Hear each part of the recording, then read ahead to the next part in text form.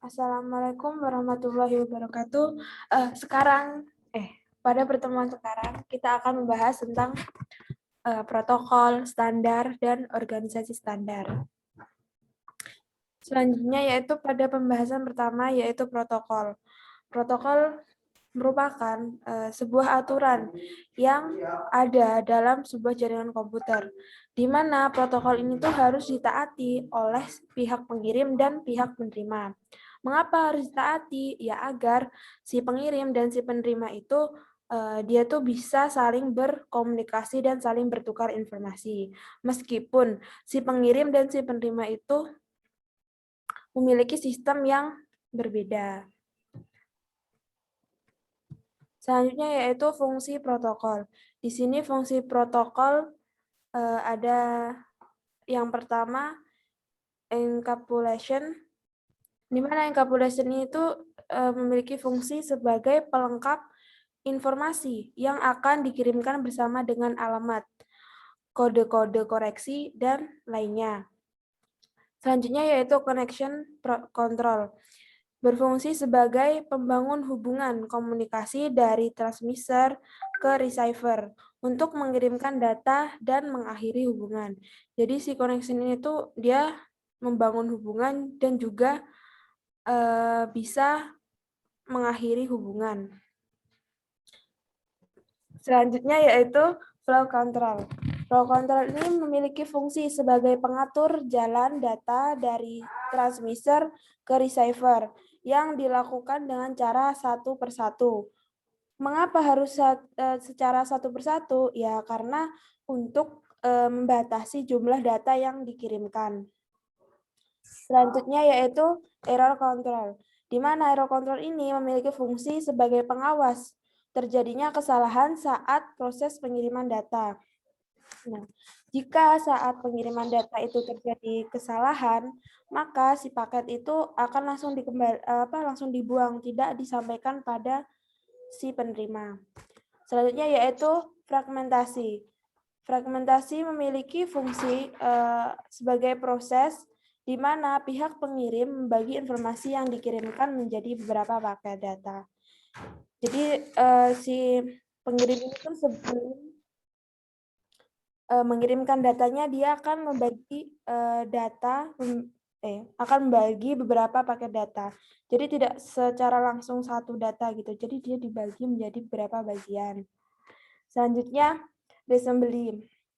Reassembly itu merupakan proses di mana pihak dari penerima ini mengembalikan kembali paket-paket data tadi yang dikirimkan oleh si pengirim menjadi satu paket yang lengkap. Selanjutnya yaitu transmission service. Transmission service ini berfungsi sebagai pemberi pelayanan komunikasi data seputar prioritas dan keamanan data tersebut. Selanjutnya. Oke, selanjutnya itu jenis-jenis protokol ya.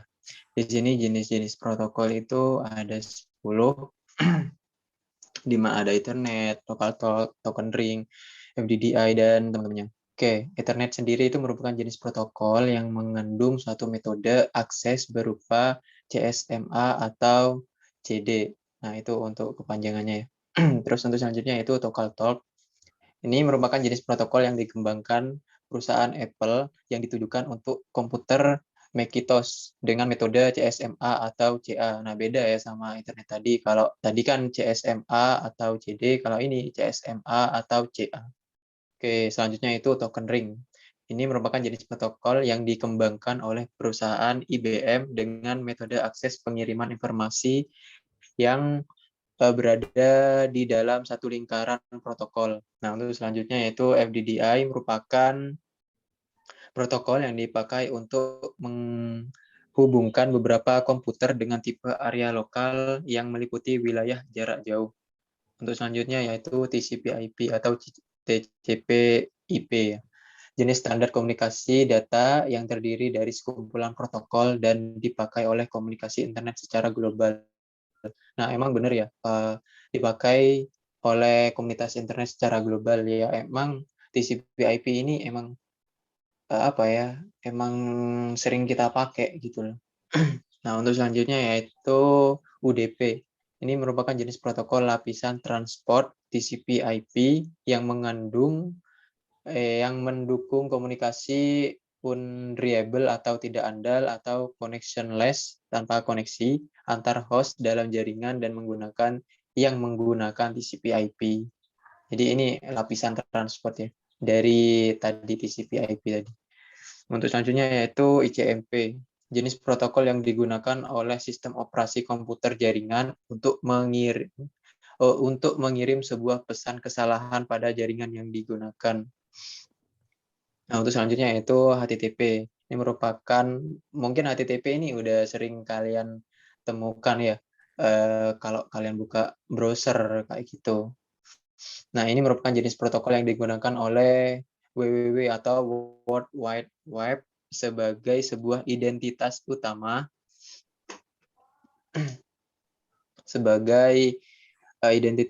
dalam jaringan internet untuk mengakses situs atau website tertentu. Selanjutnya yaitu HTTPS. Nah, apa sih bedanya HTTP sama HTTPS? Nah, kalau HTTPS ini merupakan jenis protokol versi aman dari HTTP yang dijadikan sebagai sebuah protokol komunikasi dari World Wide Web tadi. Untuk selanjutnya yaitu FTP. FTP ini merupakan jenis protokol internet yang berjalan di dalam lapisan aplikasi sebagai standar untuk mengirimkan berkas komputer antar mesin dalam sebuah internet network. Oke, lanjut. Oke, selanjutnya itu ada standar organisasi ya. Standar organisasi itu, jadi di sini tuh ada dua pengertian ya. Ada standar organisasi. Nah, standar sendiri itu apa sih? Standar itu merupakan persyaratan yang dibuat oleh lembaga berwenang yang diakui oleh banyak pihak. Nah, ini biasanya berisi suatu kriteria, metode, proses, atau teknis. Nah, sedangkan untuk standar organisasi sendiri itu merupakan suatu hal penting dalam menciptakan dan pemeliharaan sebuah kompetisi dasar daripada manufaktur perangkat komunikasi dan menjadi jaminan interoperability data dalam proses komunikasi. Jadi itu ya bedanya ya. Oke, selanjutnya itu ada selanjutnya.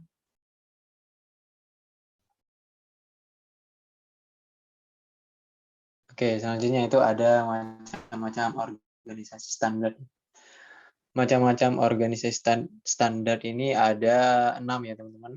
Jadi ada IETF, ada ITU atau ITU, ada EIA, ada ISO atau ISO, ada ANSI atau ANSI, dan yang terakhir ada FCC. Oke.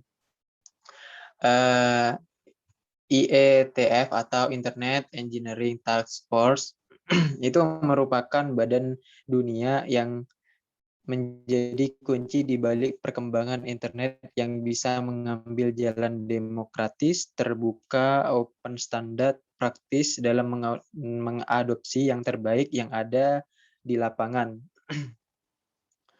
Oke, untuk selanjutnya yaitu ada ITU atau ITU, merupakan tempat berkumpulnya para regulator telekomunikasi dan operator telekomunikasi, termasuk Telkom, Telkomsel, dan Indosat yang secara tradisional akan memilih jalur formal resmi yang sangat top-down.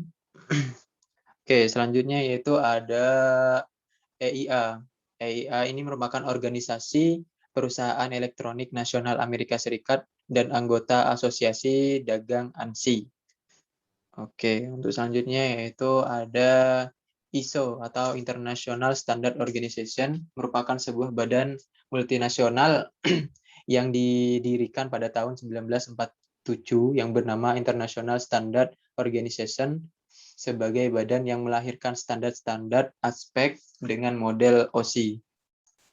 Oke.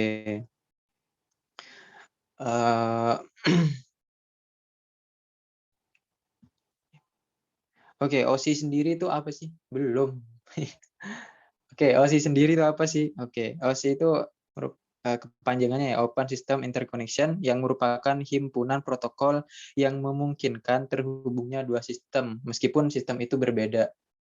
Nah, di sini kan ISO itu kan yang bakalan melahirkan standar-standar aspek dengan model OSI kan. Nah, tadi itu OSI itu merupakan himpunan protokol yang memungkinkan terhubungnya dua sistem, meskipun sistemnya itu berbeda. Kayak gitu.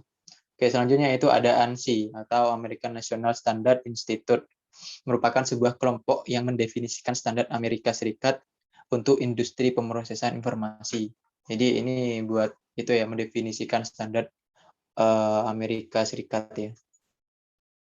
Untuk yang terakhir itu merupakan yang terakhir FCC, Federal Communication Commission, merupakan sebuah organisasi pemerintah yang dibentuk oleh Federal Communication Action pada tahun 1934 di Amerika Serikat. FCC, Federal Communication Act, pada tahun 1934. Oke, selanjutnya.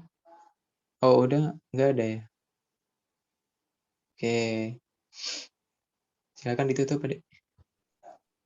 Ya, sekian pembahasan pada materi kali ini.